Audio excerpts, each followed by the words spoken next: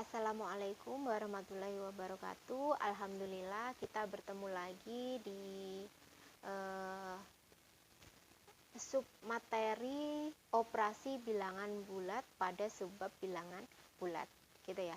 Nah, operasi pertama yang akan kita pelajari ini adalah operasi penjumlahan.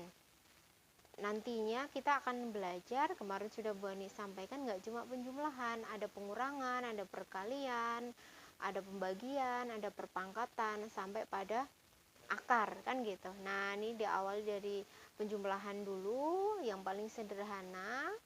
Sekali lagi, materi-materi di kelas 7 ini, terutama di bab 1 bilangan ini, hampir semua sudah dipelajari di SD.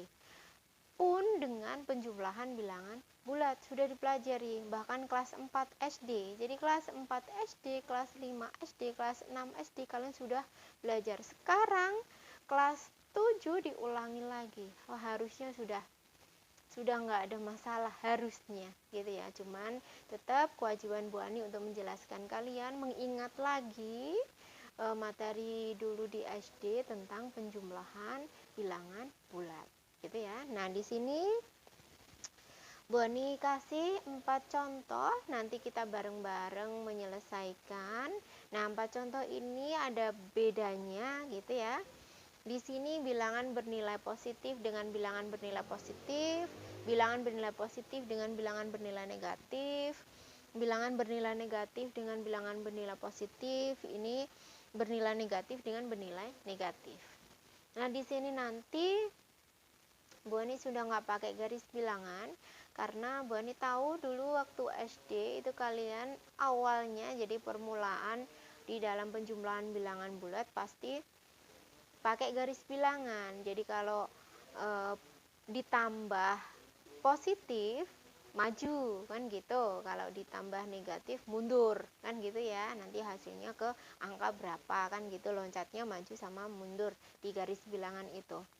Cuman biar ada bedanya, biar ada peningkatan pola berpikir, jangan melulu pakai garis bilangan. Jadi garis bilangan sudah dicoret-coretan aja di kertas coret-coret itu, yang langsung ditulis di sebagai jawabannya di sini, langsung jawabannya saja gitu ya, nggak usah gambar garis bilangan dulu.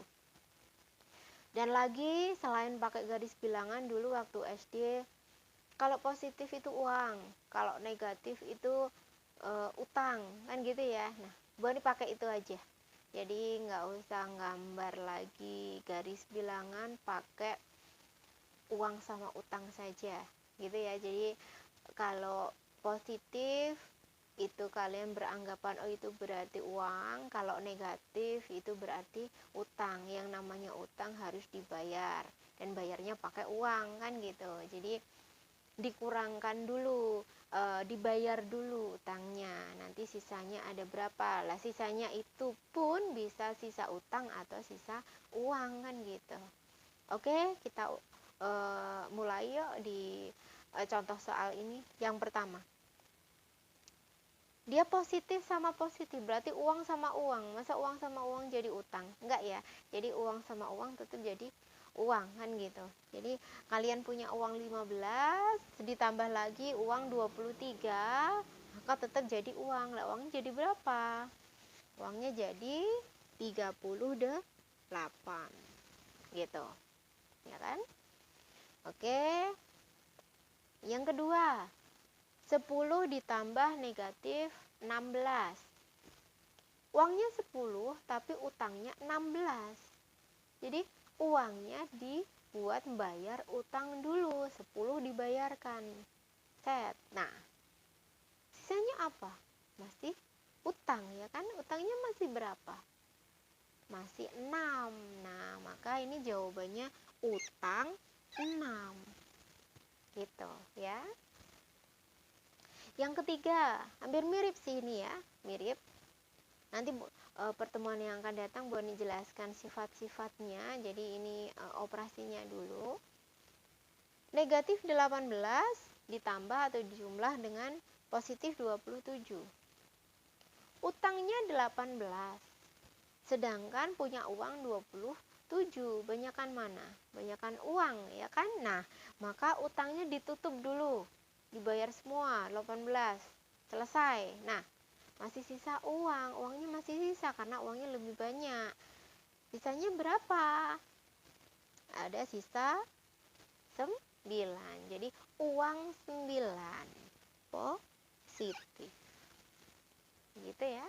Nah, oke, yang terakhir. Negatif 9 dijumlahkan dengan negatif 14. Utang ditambah utang lagi. Nggak mungkin jadi uang ya. Utang ditambah utang lagi, jadi utangnya numpuk-numpuk. Nah, numpuk-numpuknya ini dijumlahkan gitu. Jadi utang berapa dia? 23. Gitu. Jadi konsep itu saja ya yang diperhatikan. Jadi nanti lebih abstrak lagi, nggak pakai uang, nggak pakai utang, Bu Ani jelaskan di sesi berikutnya penjumlahan bilangan bulat, tapi dia pakai penetralan. Jadi negatif 1 dengan 1 itu adalah 0. Kalau kembali lagi ke tadi, utang 1 sama uang 1, dia kan habis, berarti selesai, nggak punya utang, nggak punya uang, kan gitu. Nah, jadi ibaratnya ini Bu Ani tuliskan seperti ini. Nah, ini yang diarsir dia bernilai negatif 1, yang polos bernilai 1. Jadi dia 0 kalau digabung. Nah, kita ke sini coba. Kalau dia ada 10 positif sama 16 negatif, berarti ada 10 0, ya enggak? Berarti ada 10, 1, 2, 3, 4, 5, 6, 7, 8, 9, 10. Ini negatif, negatif, negatif, negatif.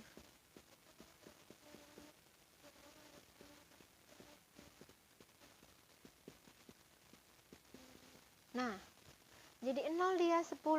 Cuman kita masih sisa apa? Masih sisa 2, 3, 4, 5, 6.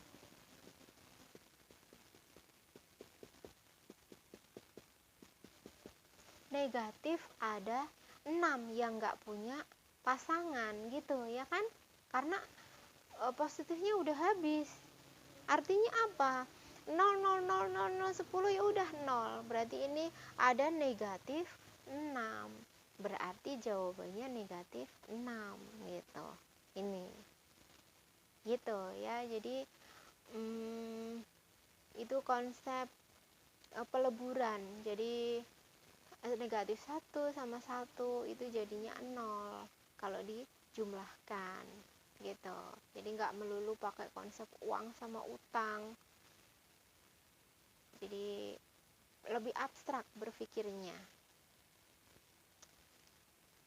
Itu dulu yang Bu Ani sampaikan, yang Bu Ani buat latihan tentang penjumlahan bilangan bulat. Nanti ada latihan-latihan soal penugasan yang akan Bu Ani berikan, dikerjakan secara individu tentang penjumlahan bilangan bulat. Jadi hanya penjumlahan saja gitu ya. Jadi Bu Ani pengen lihat pemahaman kalian tentang penjumlahan bilangan bulat. Itu dulu yang Bu Ani sampaikan. Semoga kita akan bertemu di pertemuan yang akan datang dalam kondisi yang sehat walaupun tetap belajar di rumah gitu. Tapi harus tetap semangat. Pertemuan yang akan datang insya Allah di materi pengurangan bilangan bulat. Itu saja. Wassalamualaikum warahmatullahi wabarakatuh.